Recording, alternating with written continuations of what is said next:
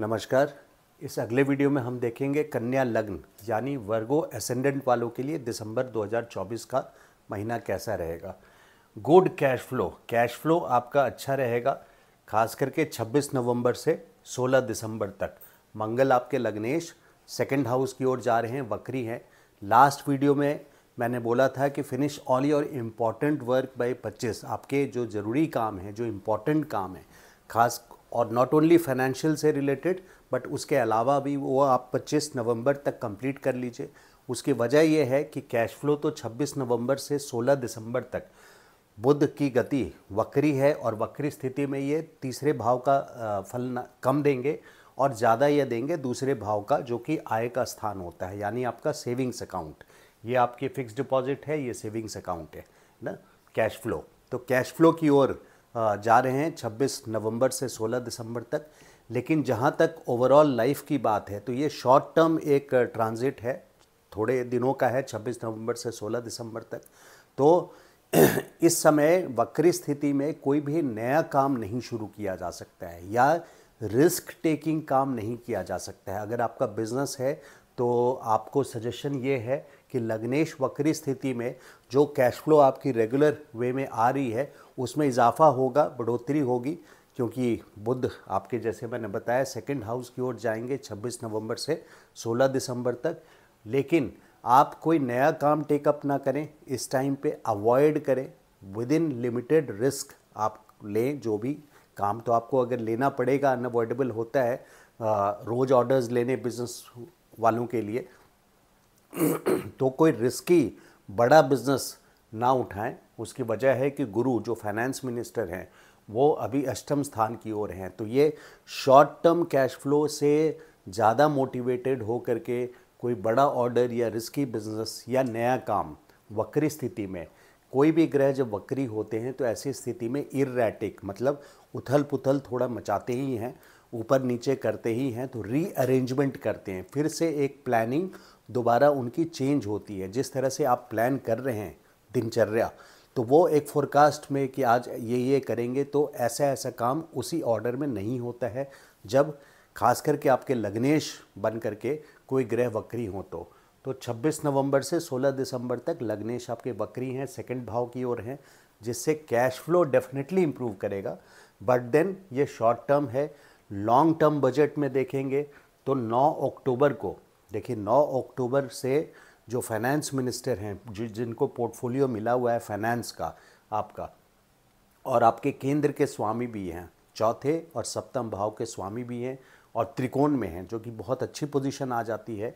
लक्ष्मी विष्णु का कॉम्बिनेशन है, जिसको केंद्र त्रिकोण का केंद्र के लॉर्ड त्रिकोण में बैठ जाएं तो। लेकिन वक्री स्थिति में हैं, जो कि रिवर्स गेयर पे हैं, यानी इनके अष्टम स्थान की ओर इनकी गति है। ये 3 फरवरी के बाद मार्गी होंगे। तो 9 अक्टूबर से 3 फरवरी तक कोई बड़ा बिजनेस रिस्क नहीं लेना है। तो शॉर्ट टर्म मंथली वीडियो को देख करके किसी कंक्लूजन पे पहुंच के बहुत बड़ा रिस्की बिजनेस एडवाइजेबल नहीं है। यस, ये ज़रूर है कि 26 नवंबर से 16 दिसंबर तक खास करके आपके लिए फाइनेंशियल फ्लो है। लेकिन वहीं पे ये भी स्थिति बन रही है, क्योंकि व्ययेश के साथ है, यानी खर्चे के भाव के स्वामी के साथ हैं, सूर्य के साथ। 12th हाउस के भाव, आपका 12th हाउस 12वां स्थान, ये आपके खर्चे का भाव है। और सूर्य 16 नवंबर से ही 14 दिसंबर तक सूर्य के साथ हैं लग्नेश। तो यहाँ पे खर्चा भी आपका लगातार बना रहेगा, बल्कि खर्चा काफ़ी बढ़ करके होगा। तो जहाँ कैश फ्लो इनकमिंग है वहीं आउटफ्लो भी है, यानी कैश का आना और कैश का जाना दोनों बना रहेगा। और बृहस्पति, मैं फिर से रिपीट कर रहा हूँ, बृहस्पति 9 अक्टूबर से और 3 फरवरी तक निश्चित तौर पे वक्री स्थिति में है, जिसके कारण अगर पर्सनल बैलेंस शीट निकालें कई महीनों का, तो यहाँ जा कर के आपको बहुत सावधान रहने की ज़रूरत है। तो enjoy the cash flow limit, good flow till आपके 16 दिसंबर तक, 26 नवंबर से 16 दिसंबर तक। उसके बाद ऐसा नहीं है कि एकदम रुक जाएगा, लेकिन फाइनेंशियली आपको केयरफुल रहना चाहिए थ्रू आउट, खास करके 3 फरवरी तक। चेंजेस इन फाइनेंशियल पोर्टफोलियो, यानी कोई बड़ा चेंजेस डिसीजन आप फाइनेंशियल पोर्टफोलियो में, यानी काफ़ी सारे शेयर बेचना, एक एग्जाम्पल दिया है आपको, या और काफ़ी सारे शेयर खरीदना, इस तरह के काम, बड़े डिसीजंस फाइनेंस से रिलेटेड इस वक्त बिल्कुल नहीं लेना है, खास करके 3 फरवरी तक। आपकी कुंडली में आकर्षण शुक्र देखिए पंचम भाव में है, तो आकर्षण योग भी बन रहा है, मंगल के साथ ऑपोजिशन है, शुक्र और मंगल ऑपोजिशन है, एक दूसरे को देख रहे हैं, परस्पर देख रहे हैं, तो ये आकर्षण योग बना रहा है। आकर्षण योग में खास करके चंद्रमा 5 और 6 दिसंबर, 5 एंड 6 दिसंबर को चंद्रमा भी शुक्र के साथ हैं, तो ये एक इम्पॉर्टेंट डेट है। जो लोग अगर प्रपोज़ करना चाहते हैं, लव अफेयर में हैं, या किसी को प्रपोज़ करना चाहते हैं फॉर बीइंग अ बॉयफ्रेंड और अ गर्लफ्रेंड, तो 5 और 6 दिसंबर, और दूसरा डेट है 18 एंड 19 दिसंबर। तो ये दोनों डेट्स, बल्कि ये चारों डेट्स, मतलब 5 और 6 दिसंबर और 18 और 19 दिसंबर काफ़ी सूटेबल उनके लिए रहेगा। तो this is a favourable time to propose. इसके अलावा स्टूडेंट्स के लिए भी ये कंफर्टेबल टाइम है। देखिए, बृहस्पति की 9वीं दृष्टि पंचम भाव पे है, शुक्र पहले से वहाँ पर हैं, तो बृहस्पति की दृष्टि यहाँ पे वक्री हैं, तो वक्री वाली दृष्टि पड़ रही है। 3 फरवरी तक थोड़ा केयरफुल रहना है, लेकिन 3 फरवरी के बाद से मई तक खास करके बहुत अच्छे रिजल्ट्स, क्योंकि बृहस्पति की जब दृष्टि पड़ती है तो ये भाव आपके बच्चों का है और शेयर मार्केट का है और स्टूडेंट्स का है। तो स्टूडेंट्स के लिए ये ब्राइट टाइम रहेगा, खास करके 3 फरवरी से मई लास्ट 2025 तक। Students and share market, share market के लिए मैंने पहले वार्न किया कि वक्री स्थिति में शेयर मार्केट में आप ज़्यादा कोई फाइनेंशियल पोर्टफोलियो चेंज ना करें। इसके अलावा इंटेलेक्ट के लिए जो लोग अध्यात्म की ओर जाना चाहते हैं, क्योंकि अष्टम भाव की ओर गति है बृहस्पति की, तो अष्टम भाव यहाँ पे अध्यात्म का घर है, 4, 8, 12, तो अष्टम भाव में अध्यात्म के लाइन पे जो लोग चलना चाहते हैं, या तीर्थ यात्रा करना चाहते हैं, या धर्म से जुड़ा कोई कार्य करना चाहते हैं, ट्रैवल तो यहाँ पर है अगले साल मई तक, क्योंकि बृहस्पति आपके नवम भाव से गुजर रहे हैं, और 14 दिसंबर तक सूर्य की दृष्टि भी है, तो कोई ना कोई ट्रैवल, और आपके लग्नेश की दृष्टि भी नवम भाव में है, तो लग्नेश स्वयं 3rd हाउस में है, यानी short journey is also possible, यानी छोटी मोटी यात्रा भी पॉसिबल है और लंबी यात्रा भी पॉसिबल है धर्म से रिलेटेड, और ये प्लेजेंट यात्रा होगी। अगर आपको इस टाइम पे अपने सिबलिंग्स के साथ रिलेशन इम्प्रूव करना है तो एडवाइजेबल होगा कि आप खास करके ये डेट्स याद रखें आप, कि 26 नवंबर से 16 दिसंबर तक आप बहुत ज़्यादा ना, 16 दिसंबर के बाद के जो डेट हैं, 16 दिसंबर के बाद से 3 जनवरी तक सिबलिंग से रिलेशनशिप इम्प्रूव करने का, सिबलिंग मतलब होता है भाई बहन के साथ अगर मधुरता और रिलेशन आपको कहीं कटुता आ गई और उसको ठीक करना है, तो ये 16 दिसंबर के बाद से 3 जनवरी तक, जब तक बुध आपके तीसरे भाव में है, तो ये अच्छा टाइम रहेगा। 26 नवंबर से 16 दिसंबर तक आप उसको ज़रा सा अवॉइड करें और कोई कॉन्फ्लिक्ट ना आने दें, क्योंकि इर्रेटिक नेचर, जैसे मैंने बताया था, लग्नेश 3rd में इर्रेटिक बिहेवियर देते हैं। कुछ केयरफुल पॉइंट्स हैं, जो इम्पोर्टेंट पॉइंट्स हैं आपकी कुंडली को देख करके, वो मैं बता रहा हूँ। लॉन्ग टर्म प्लैनेट्स के भी हम कवर कर लेते हैं। Continue careful decisions as Ketu in lagna. देखिए, ये बात आपको भूलना नहीं है कि केतु जब भी लग्न से कोई प्लैनेट गुजरता है, तो लग्न होता है आपकी पूरी लाइफ, जो आसमान के, जब आपका जन्म हुआ तो जो the part of the sky which is directly overhead you, मतलब आपके आसमान का वो हिस्सा जो आपके डायरेक्टली ऊपर था, तो लग्न का ये, यहाँ से हम पूरी लाइफ को देखते हैं, और लग्नेश इस कारण से इतना इम्पॉर्टेंट हो जाता है कि पूरी कुंडली का वो एक तरह से हीरो होता है, यानी लाइफ की ECG मार्कर होता है। तो लग्न में 2023 अक्टूबर से ही केतु यहाँ पे गोचर कर रहे हैं 2025 मई तक। केतु अपने आप में स्पिरिचुअल के लिए बहुत अच्छे हैं, यहाँ रिलीजन की भी बात नहीं कर रहा हूँ, स्पिरिचुअल के लिए बहुत अच्छे हैं। और देखिए, ध्यान करना, मेडिटेशन करना, ये सब एक स्पिरिचुअल लाइन हो जाता है, और रिलीजन हो जाता है धार्मिक कार्य, हवन करना, कर्मकांड करना, ये सब धार्मिक काम है ना, माला जपना, ये सब धार्मिक काम है। लेकिन ध्यान लगाना, चिंतन करना, ध्यान लगाना, मेडिटेशन करना, ये रूल करते हैं केतु। तो इसके लिए बहुत अच्छा टाइम है। लेकिन इसके अलावा भौतिक सुख के लिए अगर देखें, यानी संसार में जहाँ आप रह रहे हैं उससे सक्सेस के लिए देखें, तो वो आपको इस वक्त नहीं मिलेगा। आपको केयरफुल रहना है, खास करके किसी ऐसी पीड़ा से जो आपको केतु दे सकते हैं अगले साल मई तक। 2023 अक्टूबर में ही गए हैं, तो हो सकता है आपको उस पीड़ा का अंदाज़ा पहले से पता चल गया हो, 2023 अक्टूबर के पहले से, 2-3 महीने पहले से, क्योंकि गुरु चंडाल भी बने थे, जैसे मैंने एक लास्ट वीडियो में बताया था अक्टूबर के वीडियो में। तो गुरु चंडाल भी जब राहु यहाँ थे मेष राशि में, तो गुरु के साथ कंजंक्ट हुए थे, तो अप्रैल मई जून में 2023 में गुरु चंडाल का योग बना था।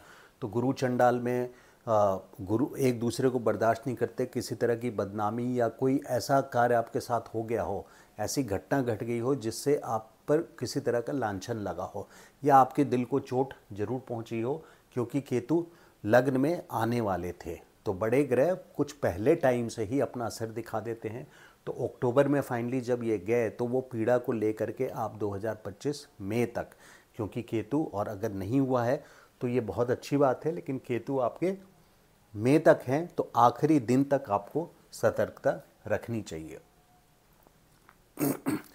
यहाँ till 3 January short term gains with expenses till 14 दिसंबर। देखिए, शॉर्ट टर्म गेन्स तो मैंने बोल दिया, शॉर्ट टर्म गेन्स पे फाइनेंशियल हमने काफ़ी बात कर लिया, इसलिए मैं इस पॉइंट को स्किप करता हूँ। 14 दिसंबर के बाद से 15 दिसंबर से 13 जनवरी तक सूर्य यहाँ पे रहेंगे आपके चौथे भाव में। तो यहाँ से दशम स्थान को डायरेक्टली देखेंगे, यानी कि आपके वर्क प्लेस पे आपको एक रॉयल्टी मिलेगी, मान सम्मान मिलेगा 15 दिसंबर से 13 जनवरी तक, और गवर्नमेंट का फेवर मिलेगा, बॉस आपके फेवर में आएंगे, senior management authority, government, father, पिता, इन लोगों से आपको हेल्प मिलेगी और सपोर्ट मिलेगी। तो this is a good time. बस ये एक ज़रा सा देखिए, क्योंकि सन जब 4th हाउस में रहेंगे सूर्य, तो सूर्य कहीं ना कहीं आपकी डोमिनेशन बढ़ा देंगे, यानी आप हावी होने की कोशिश करेंगे अपने घर के अंदर। तो वो एक स्थिति बनती है जिसको आप अवॉइड करें, क्योंकि घर में ज़्यादा हावी होना अच्छी बात नहीं है। इसके अलावा दशम पे दृष्टि सूर्य की बहुत अच्छा रिजल्ट देती है, मान सम्मान प्रतिष्ठा बढ़ाते हैं सूर्य। तो 15 दिसंबर से 13 जनवरी तक ऐसा रहेगा। Good for love and children, ये हमने डिस्कस कर लिया। शुक्र का गोचर है आपके 2 दिसंबर से 27 दिसंबर तक मकर राशि से। मंगल की भी दृष्टि है, यहाँ आकर्षण योग भी बन रहा है। तो ये इम्पॉर्टेंट पॉइंट हो जाता है। मंगल देखिए यहाँ नीच राशि के हैं, इस पॉइंट को मैं जानता हूँ, 21 जनवरी तक नीच राशि के हैं। कर्क राशि नीच है, उच्च के होते हैं मकर में और नीच के होते हैं यहाँ पे, लेकिन फिर भी 11वें भाव में हैं, तो ये बहुत अच्छे रिजल्ट देंगे, क्योंकि 11th हाउस, 11वां भाव, हर मामले में हर ग्रह 11वें भाव में शुभ फल देते हैं, सिवाय एक बोल सकते हैं आपको, खास करके शुक्र के। हाँ, कुछ ऐसा है जैसे केतु हैं, तो केतु तो बहुत अच्छा रिजल्ट नहीं देंगे, क्योंकि अपना स्वभाव केतु का पीड़ा और स्पिरिचुअल अपलिफ्टमेंट का होता है, तो उस पर हम अभी नहीं जाते हैं। तो ओवरऑल पीड़ा टू कंटिन्यू टिल मई 2025, लग्न का ट्रांजिट है। अगले साल की भी एक झलक दे दूं, अगले साल क्या है, मार्च में जब शनि आपके सप्तम भाव में चले जाएंगे। अभी देखिए आपको मई के पहले जब तक केतु लग्न में है, आपके राहु स्वाभाविक रूप से 7वें घर में है, यानी आपको अपने पति या पत्नी यानी स्पाउस से केयरफुल रहना है, क्योंकि उनकी मति इस वक्त राहु के वजह से कुछ ऐसी बन जाएगी जैसे कोई बगावती इंसान होता है। तो उनके ऐसे नहीं होता कि प्लैनेट चला गया आपको उनके सर पे सिंह दिखेगा, ऐसा नहीं होगा, लेकिन कहीं ना कहीं उनकी प्लानिंग या कोई एक्शन सडनली अचानक से ऐसा हो जाएगा जिसकी आपने एक्सपेक्टेशन नहीं की हो, अंदेशा नहीं लगाया हो, और वो हो सकता है वही हरकत आपके लिए पीड़ादायी बन जाए। तो पति हो या पत्नी हो, उनसे भी केयरफुल रहना है। और अगले साल की जो मैं बात कर रहा था, जब राहु निकलने वाले होंगे नेचुरली उल्टी स्थिति में चलते हैं, हमेशा वक्री स्थिति में चलते हैं और शनि मार्गी रहेंगे, 14 नवंबर को मार्गी हो चुके। तो शनि और राहु कंजंक्ट होंगे, माने यानी दोनों ही पाइसेस में, मीन राशि में रहेंगे। तो शनि और राहु का कंजंक्शन अपने आप में एक पिशाच योग बनाता है। पिशाच योग से घबराना नहीं है, ये एक टर्म है ऑब्स्टिकल्स का, परेशानियों का, है ना। तो ऐसा लिखा गया है क्लासिकल बुक्स में और मैंने लोगों पे होते भी देखा है। तो आपके 7वें भाव में ये हो रहा है। मार्च में जाएंगे शनि मीन राशि में और मार्च से ही मई तक शनि और राहु साथ रहेंगे। तो आपके जाया स्थान यानी पति या पत्नी के स्थान पे ये हो रहा है। तो मार्च से जून तक आपको यहाँ पे केयरफुल रहना ही रहना है। अगर किसी के जन्म के यहाँ कोई ग्रह हैं तो वो भी देखना बहुत इम्पोर्टेंट हो जाता है। खैर आगे बढ़ते हैं। केयरफुल ऑफ डिजीज़, देखिए ये अपने शनि है आपका, कुंभ राशि है, 6ठे भाव में रोग स्थान पे। तो शनि अभी आए भी हुए हैं, 2025 मार्च तक आपके कुंभ राशि में रहेंगे।